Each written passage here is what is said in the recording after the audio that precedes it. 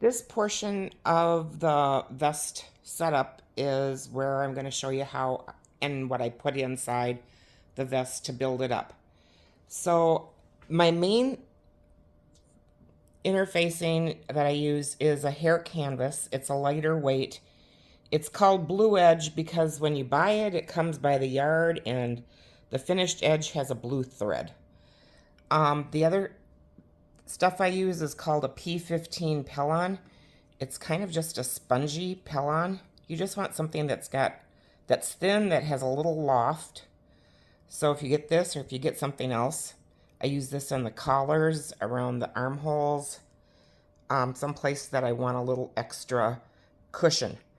The other stuff I like to use is, this is called, I was always told it was called Angora fleece. You buy it by the yard, and I cut it into like a 2-inch strip, and I use this all the way around the edge, a single layer on my fronts, on my collar, on my pocket edges, and you can also get this at Samuel Bauer. They sell it by the yard. The other things that I use are my hand sewing needles. For general sewing, I use a sharp 7. And my thread, I use Rice's Silamide. It's a hand sewing thread. It's pre-waxed. It comes in a lot of different colors. And I also get that at Samuel Bauer. I like size C. You can see up here where it says C. You know, it's hard to find now. So A is a little finer, but the thread is pre-waxed. It comes when you pull out a strand. It's in a perfect length to sew with. Usually what I do is I take a piece of the hair canvas and I cut it about 3 inches wide, the length of my front edge. I'll put that down with a layer of the Angora. Half of it's underneath and half of it's left out.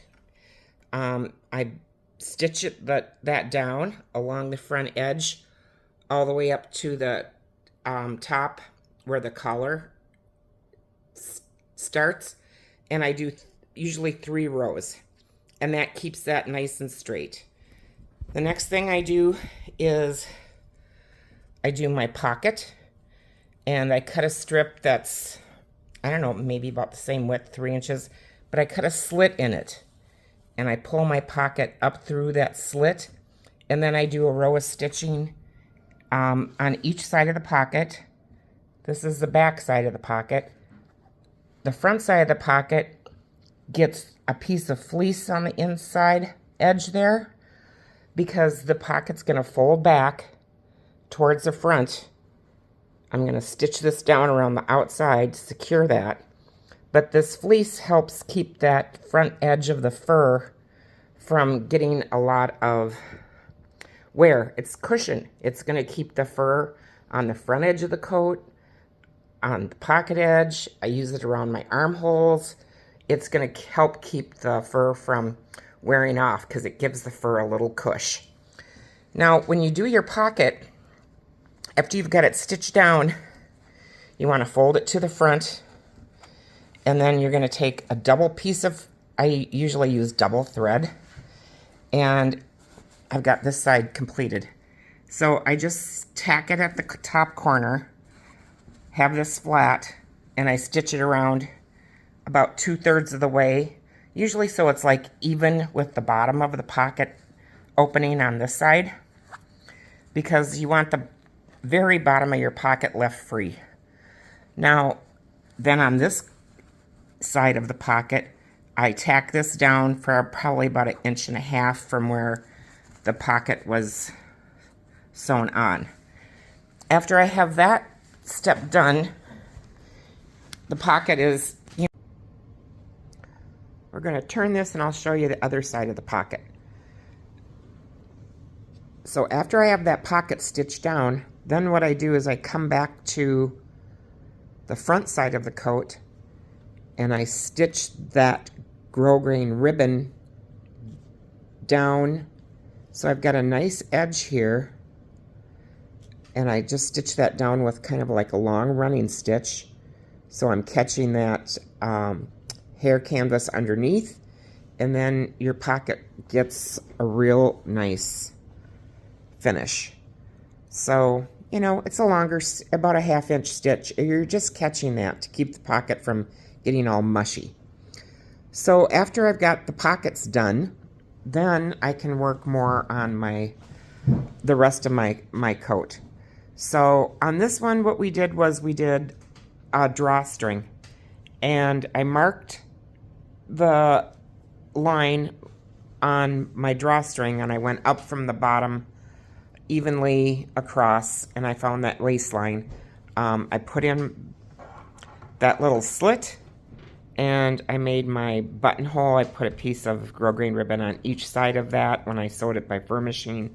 Now I've pulled that grosgrain ribbon up to the inside now, and I stitched all the way around to keep that secure down, and then I put my drawstring on. How I did my drawstring casing, usually I do this in a plain color. I had this lining so it matched the lining, so I use that, but usually I do this in a plain black or brown. So I just made a drawstring tunnel. It's about 1 inch wide. You want at least 1 inch. And I started at one side, and I pinned it down, and then I top stitched the top first. And I use kind of a, you know, average to long running stitch. You want to keep your stitches at least not more than 1/2 inch apart, because when this draws up, you want it to evenly draw, and the more even your stitches are, the better it will draw. So I always stitch the top first, and then I stitch the bottom. This has been closed up to my back side of my belt slit. You can see that where I stitched this down on the back side, and the front side is left open because that cord is going to come through here, and it'll come out to the outside. And I'm also going to leave an opening on the inside of the coat so she can use it either way. So you just stitch down, slip stitch this one side down, and you can kind of see that, and then your belt slit is finished from that point.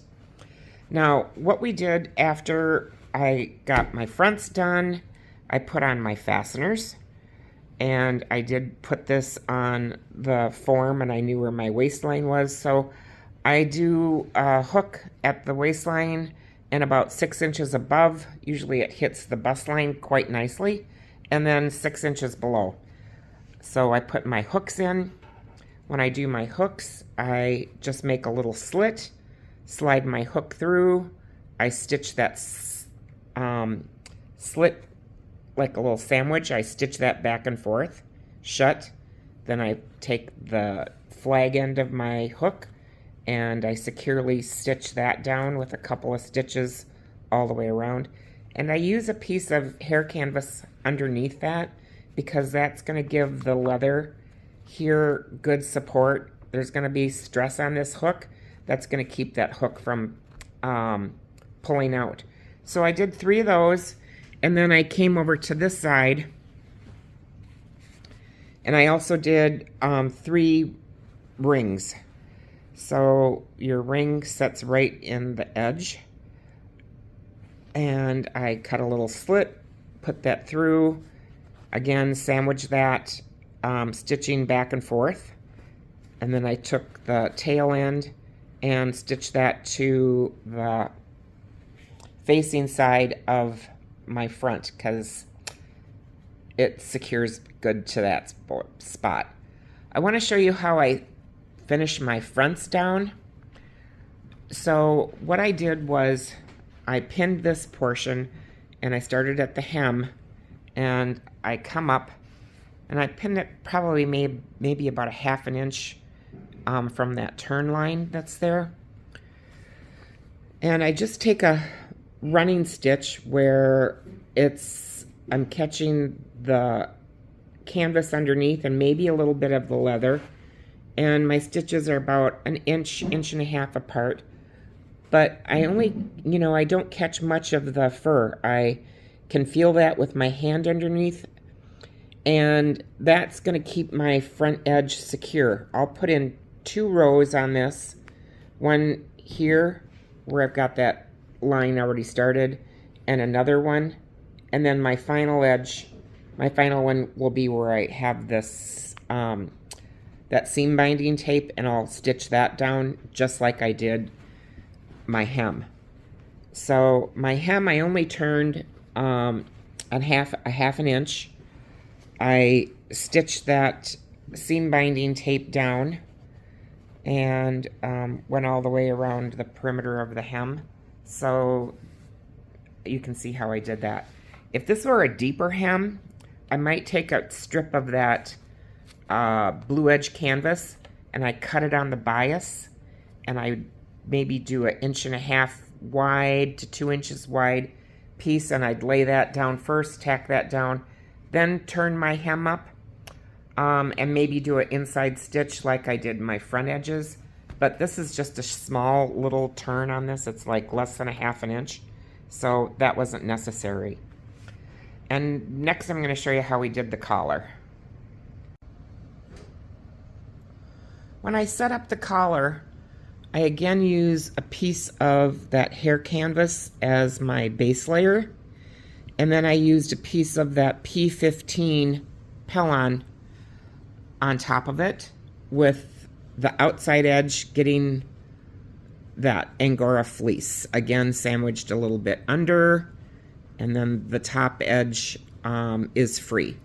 So I stitched that down just like I did my fronts, where I start at the center back and I go to each front, pin it down, and then I stitch it all the way around. I don't like to, if I have to piece this, I don't like to piece this on the center back seam, which is right here. I like to offset it. So if I need to cut 2 pieces, and sometimes I do, like this one, I don't like to piece it on that break where that seam is, because this just gives it a better lay, I think. Now, when I've got that stitched down, after I've got that stitched down, and I come and I make that just a little bit longer than my collar ended right here on this particular stand-up collar. The stitch line was like right around here. I extended this down into the lapel line just a little bit. You can do what you want, but I think it gives that, when this turns, I think it gives this edge a little better lay when it has a little bit more of that squishy Pellon in there. Then what I do is I take a collar stay, and this is what the collar stay looks like. It has a little metal ribbon that runs through it, and it's going to give a good shape. If she wants to bend this back, there's enough strength in that collar stay that it will stay the way that you bend it. I put it in between the hair canvas and the Pellon, and then I stitch it down with a double thread so it'll stay secure. The collar stay comes like right up to almost the joining edge of my seam there, so I like to keep it all the way to the point. If this was like a notch collar, I'd have one in the collar, and then I'd also have one in the lapel, so that it would shape that as you wear it. After I've got my collar down as far as the insides, you come back and you trim this edge. I don't cut this exact. I always cut it a little extra, and then I trim it to where it will lay right past that.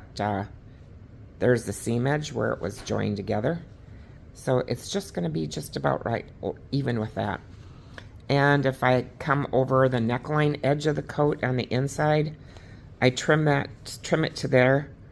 And if I have excess, I score that so it's not going to keep it from laying well around the neckline. I'm going to show you what I do with the sleeve openings next. This is how I finished the armhole openings. I said sleeve openings, but I meant arm openings. If this was the end of a sleeve, I pretty much do it exactly the same way. But usually end of a sleeve would have the fur turned up on the inside. Here we have leather. Some sleeve cuffs do have leather. But one way or the other, this is the way I finish around my armholes. I take a piece again of that P15 Pellin. You could use hair canvas, but I kind of like this because it gives a little softer feel. And I put my Angora on the outside. Here is that inside of that leather that I put on. And I stitch that around loosely like I did my fronts. The fleece is going to give this a nice cush when it's folded back, and it won't be too sharp, so it gives a nice finish. I do have this one finished, and you can see how that looks. On the inside, after I have the P15 and the fleece down, I take and I fold this back on the edge that I want, which is usually, you know, right where that you want to hold it firm there, then you pin it. And then I did do an inside row of stitching like I did on my fronts to help hold this down. And then after I get that done, I take this and I roll it again, and I get that bias tape that I put on stitched down just like I did here. So you can see how I stitch that. Now for the shoulder pads, these shoulder pads that I use are very thin. They don't really have a lot of, you know, they're not going to make the shoulder raise up at all. What they do is they give the garment structure, and when it's on a hanger, this is going to hold. So it's going to hold and it's going to support the vest. So when you put a shoulder pad in, the shoulder pad, the cup part of the pad goes up, not down. It goes up because this is going to cup over your body when you're wearing it, because this is inside out. So first thing you do is you take the shoulder pad and you position it where you want it. I want this to come right to the, real close to that edge where I've got the facing sewn. And I actually trimmed the edge off of this shoulder pad. Sometimes I clip that. They have like a little cup edge, and sometimes I clip that also, but you secure the center of the shoulder pad first, and you just base that to your shoulder seam or your facing, whatever you've got up here. I've got some of that felt that was already down, so I just stitch that down loosely, and that's going to hold the position of your pad against the center of your shoulder. And then you start from the top, and you just loosely stitch the outside edge down, and then your shoulder pad is secure on the back, and then you do the same to the front. If you have a good set of shoulder pads, one side is going to be larger and longer than the other. The larger, longer side is positioned to the back of the coat because that's where you want a nice slope. The shorter side goes to the front, and it just makes sense. So after I've got the shoulder pad in, then basically what I'm going to do is continue finishing this all the way around. And I do that stitch like I showed you on this front edge where I started, you know, stitching this. And I'm going to continue to pin this front edge of the coat, including the collar, all the way around. And I'm going to do that running stitch all the way around the perimeter of the coat. I want to show you one other thing that when I sew, I do. So you understand, when I stitch, I'm using a number 7 needle. It's just a plain sharps, and I don't catch. I don't go like into the fur with my stitch. I'm stitching into the leather. And so you can kind of see how I've done that. if you stitch into the fur, what your fur is going to look like, it's going to look like it's been hit with a machine gun, because it's going to have all these divots all over, and you're not going to get a good look. They say a finisher can make or break a $20,000 mink coat. So this is a very important procedure when you build up a coat. And for me, in building up a vest like this, cutting the hair canvas, the fleece, pinning it down, stitching it around, I usually have my pockets pre-made. But you know, this can take a good 4 hours. So, but it's a very important step when you're making something up. It needs as much attention on the inside of the coat to look good as it does the outside. And you say, well, how do you know where your front turn edge is? Well, my front turn edge was where the facing ended and the coat started. So that one skin, that was the underskin, that's my turn edge. So you want to bring your turn edge, if you go just a slight amount into the inside, then you'll have a good finished turn edge. So after I get this done, I'm going to show you how I stitch in the lining.